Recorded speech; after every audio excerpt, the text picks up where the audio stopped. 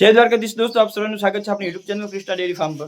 મિત્રો, ઘણા બધા પશુપાલકોનો પ્રશ્ન એવો હોય છે કે પોતાના પશુને ખોળ આપતી વખતે એ લોકો ખોળ પલાળીને આપે છે અને અમુક પશુપાલકો કોરું પણ આપે છે।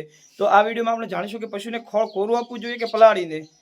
તો સૌથી પહેલી વાત એવી છે કે કોરું જો તમે કન્સન્ટ્રેટ ફીડ આપતા હો, જેમ કે કોઈ પણ પ્રકારનું દાણ આપતા હો, અમારા ફાર્મ પર બનાસ દાણ ઉપયોગ કરી બનાસ ડેરી દ્વારા બનાવવામાં આવતું બનાસ દાણ અમે પશુઓને આપીએ છીએ।